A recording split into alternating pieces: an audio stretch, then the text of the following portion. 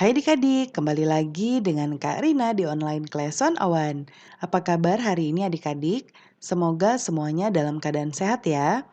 Kali ini kita akan belajar kelas 5 tema 7 di subtema 1 peristiwa kebangsaan seputar proklamasi kemerdekaan.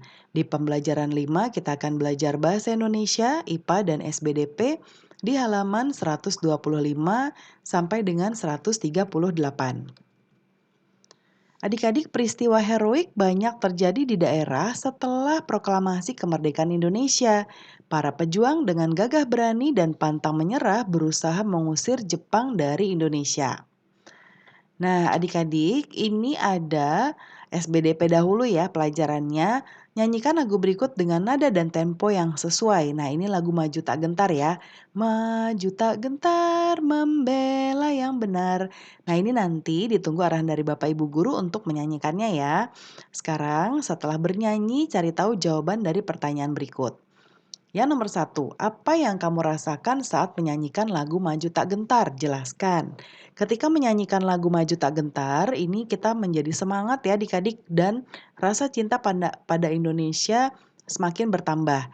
Selain itu juga mengingatkan kembali jasa para pahlawan yang telah berjuang perang ya sampai titik darah penghabisan untuk negara ini.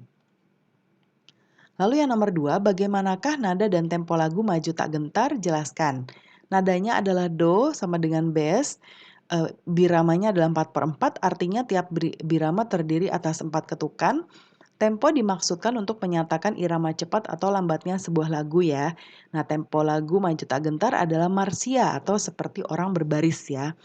Kemudian nomor 3, apakah lirik lagu Maju Tak Gentar mencerminkan nilai-nilai kepahlawanan? Jelaskan. Nah, lagu ini dimaksudkan untuk membangkitkan semangat untuk membela tanah air. Lagu ini juga menggambarkan keberanian rakyat dengan perlengkapan yang seadanya melawan Belanda yang bersenjatakan lengkap dan modern. Tapi dengan jiwa semangat, lagu ini mampu membangkitkan perjuang di garis depan. Nah, adik-adik, kemudian berikutnya ada gerak tari ya. Nanti dipraktekkan sesuai arahan Bapak Ibu Guru ya. Nah, berikutnya ada bacaan lagi judulnya Perjuangan Mempertahankan Kemerdekaan. Ini boleh adik-adik baca dahulu. Nih ya, ada Perundingan Linggarjati, Perjanjian Renville, Perjanjian Roem-Royen, kemudian berikutnya yang akan kita bahas bersama-sama adalah bagian ini. Cari tahu jawaban dari pertanyaan berikut. Nomor 1, mengapa bangsa Indonesia masih harus berjuang lagi mempertahankan kemerdekaannya? Karena banyak pihak asing yang tidak menyetujui kemerdekaan Indonesia. Lalu pihak-pihak asing tersebut antara lain adalah sekutu, terutama Belanda dan Inggris. Demikian pula dengan Jepang. Banyak tentara Jepang yang masih tersisa di Indonesia belum mengetahui jika mereka telah kalah dan menyerah kepada sekutu. Mereka juga belum tahu jika bangsa Indonesia telah merdeka. Berikutnya, apa yang dimaksud perjuangan fisik dan diplomasi? Perlawanan fisik dilakukan dengan kontak senjata. Kemudian perjuangan diplomasi dilakukan melalui meja-meja perundingan. Yang ketiga, apa yang melatar belakangi peristiwa pertempuran 10 November di Surabaya berawal dari tewasnya Jenderal Malabi. Yang keempat, apa isi perjanjian Roem-Royen? Nah, pemerintah Indonesia dikembalikan ke Yogyakarta, kemudian menghentikan gerakan militer dan mengembalikan tawanan. Republik Indonesia sebagai bagian dari negara Indonesia Serikat, kemudian akan segera dilaksanakan konferensi meja bundar atau KMB. Yang kelima, apa yang dimaksud agresi militer Belanda, kapan terjadinya?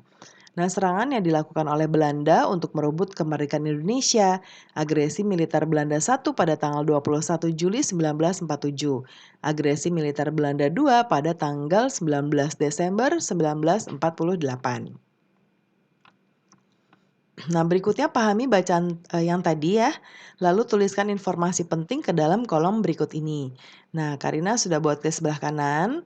Yang pertama adalah bentuk perjuangan fisik dan yang sebelah kanan bentuk perjuangan diplomasi. Yang pertama bentuk perjuangan fisik adalah pertempuran 10 November 1945 di Surabaya. Pertempuran Ambarawa terjadi pada tanggal 15 Desember 1945 di Ambarawa, Jawa Tengah. Lalu berikutnya ada di Bandung Lautan Api terjadi pada tanggal 23 Maret 1946. Medan area terjadi pada tanggal 10 Desember 1945, lalu serangan umum 1 Maret 1948 di Yogyakarta. Berikutnya yang diplomasi adalah Perjanjian Linggarjati pada tanggal 10 November 1946 di Linggarjati, Cirebon, Jawa Barat. Lalu Perjanjian Renville pada tanggal 17 Januari 1948 di atas kapal USS Renville milik Amerika Serikat. Lalu Perjanjian Roem-Royen pada tanggal 17 April 1949 di Jakarta. Penanda tangan Perjanjian Roem-Royen adalah tanggal 7 Mei 1949.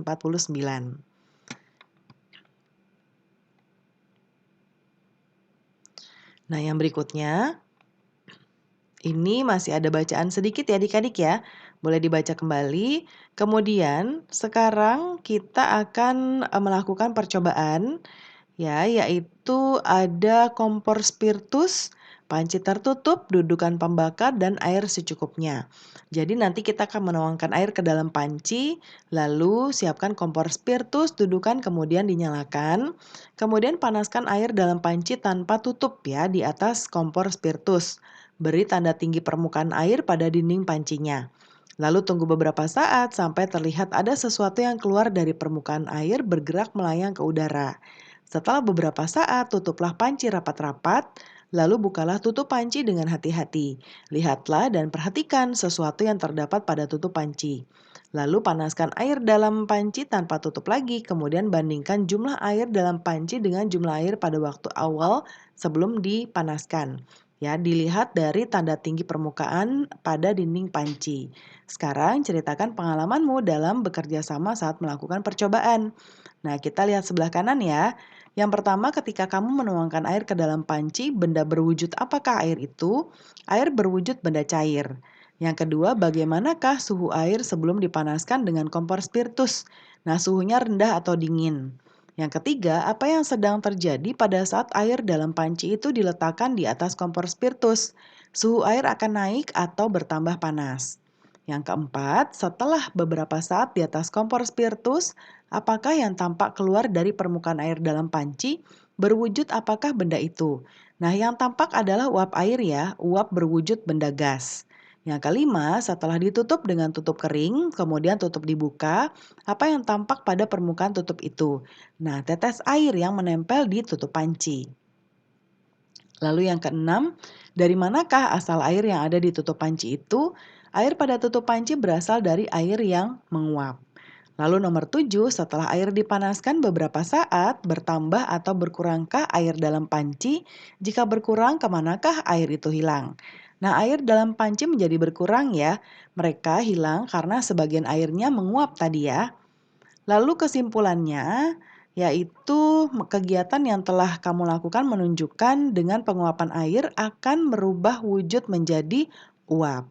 Ya. Kemudian ada percobaan kedua dengan sapu tangan, air dalam mangkuk. Lalu ini seperti ini contohnya ya langkahnya, menyiapkan air dan bahan, menyelupkan sapu tangan ke dalam air, menjemur di bawah sinar matahari yang terik, lalu mengamati sapu tangannya. Nah, kita akan mengisi titik-titik di sini. Sapu tangan basah karena mengandung air.